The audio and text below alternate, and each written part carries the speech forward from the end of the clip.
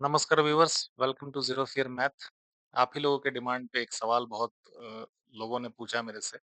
कई लोगों को कन्फ्यूज़न होता है इसमें, क्या आपको ज़मीन का कोई मेज़रमेंट बताता है जब वो कहता है कि इतने गज का प्लॉट ले लिया, तो फिर आप कन्फ्यूज़ होते हैं कि कितना स्क्वायर फुट होगा।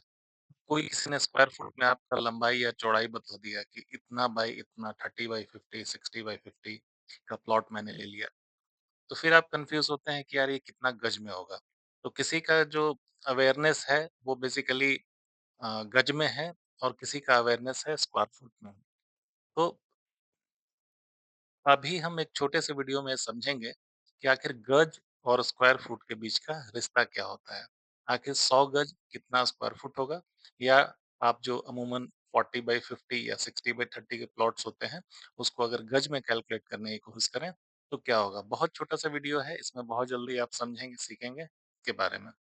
तो चलिए सबसे पहले हम देखते हैं कि गज, फुट और इंच का रिश्ता क्या होता है, ठीक है? जो गज होता है, सबसे पहले इंच लगाते हैं, ठीक है? ये आपके सामने स्क्रीन पे लिख दिया मैंने इंच, या फिर ऐसे कहें इंच, ठीक है? 12 इंचेस जब मिलते हैं, 12 इंचेस मिलते हैं तो 1 फुट बनता है, 1 फुट, या एक हिंदी में ऐसे कहें तो 1 फुट। आप स्केल 2 तरह का देखे होंगे, एक बच्चे जो इंस्ट्रूमेंट बॉक्स में स्केल रखते हैं, ठीक है? छोटा-सा, इस टाइप का रहता है कुछ। इसमें आप अगर पढ़ेंगे, ध्यान देंगे, तो ये 6 इंचेस का होता है, ठीक है? यानी हाफ फुट।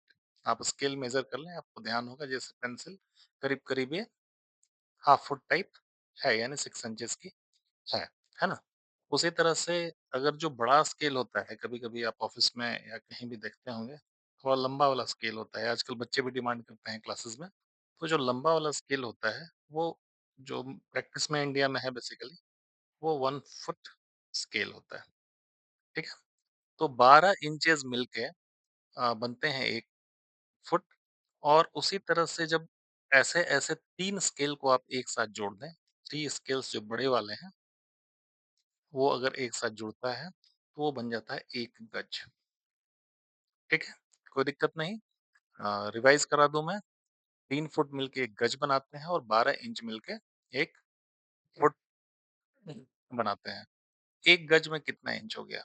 बड़ा सिंपल सा क्वेश्चन है, अगर आप इंटरलेट कर सकते हैं तो बताइए। सिंपल है, 1 फुट में आपके 12 इंच आ गए और 3 फुट का 1 गज आया, तो 12 में 3 से मल्टीप्लाई किए, तो हम कह सकते हैं कि 36 इंच, यानी 36 inches is equal to 1 foot. Simple. अब चलते हैं, हम इसको स्क्वायर मीटर में समझने की कोशिश करते हैं, ठीक है?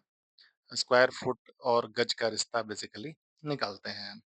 तो देखिए, कभी-कभी आपने सुना होगा कि 100 गज का प्लॉट ले लिया, ठीक है? 100 गज का प्लॉट ले लिया, ठीक है?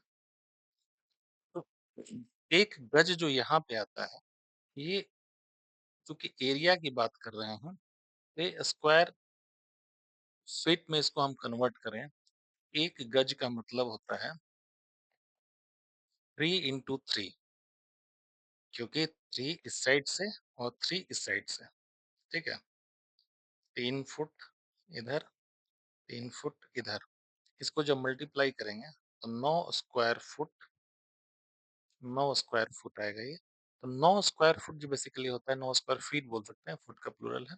तो 9 स्क्वायर फीट जो आता है, 9 स्क्वायर फीट जो आता है बेसिकली, वो 1 1 गज, आम बोलचाल की भाषा में हम 1 गज बोल देते हैं उसको, या फिर कायदे से 1 स्क्वायर गज बोल सकते हैं। 1 गज उसी को बोलते हैं। 9 बाई 3 बाई 3 फीट के डिस्टेंस को जो कि मल्टीप्लाई करके 9 स्क्वायर फीट बनता है, वो 1 गज कहते हैं।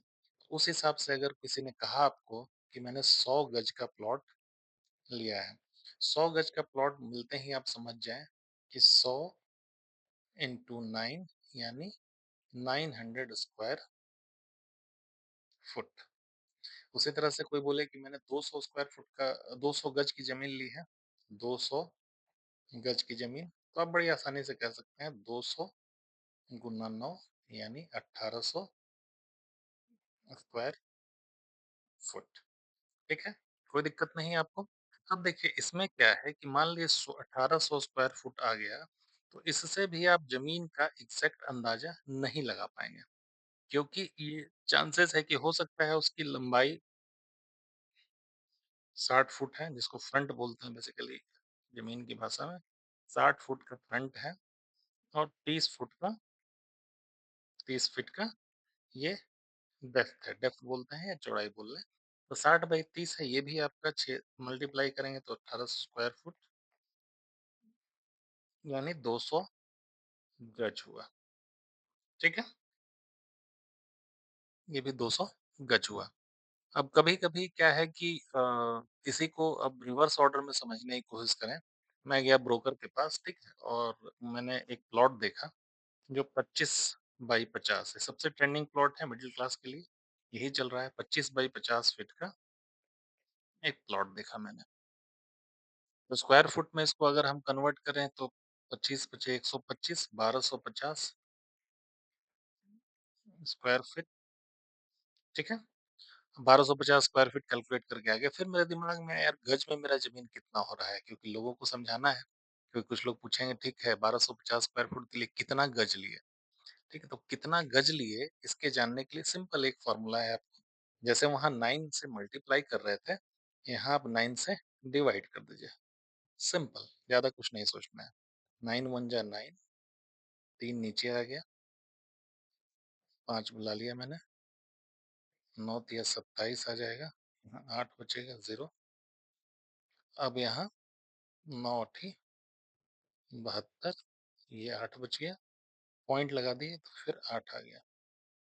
तो ये देखिए 138.88 ये आता जाएगा बार-बार, तो 138.88 यानी अगर 1250 स्क्वायर फुट का आपका प्लॉट है, तो आप कह सकते हैं आप 100 गज से ज़्यादा की ज़मीन है आपको, करीब-करीब 139 गज की आपकी ज़मीन है। ठीक है? यही कोई रिवर्स में करना चाहे 139 गज कितना है स्क्वायर फुट में बताइए इसको, तो 139 में 9 से मल्टीप्लाई कीजिए। तो बहुत सा सिंपल सा वीडियो था ये।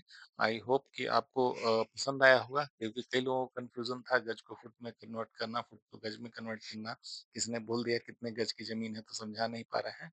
तो ज़ाहिर-सी बात है वीडियो देखने के बाद आप उसको बहुत आसानी से समझा पाएँगे। तो चलिए अगर मेरी ये वीडियो से आपको कुछ इन्फॉर्मेशन मिला है, आप सब्सक्राइब करें और जिन-जिन दोस्तों को इस फील्ड में डाउट है, डेफ़िनेटली वो सीखेंगे और कन्फ्यूज़ होके जवाब नहीं देंगे। चलिए कुछ अच्छा सीखते हैं ज़ीरो फ़ियर मैथ के साथ।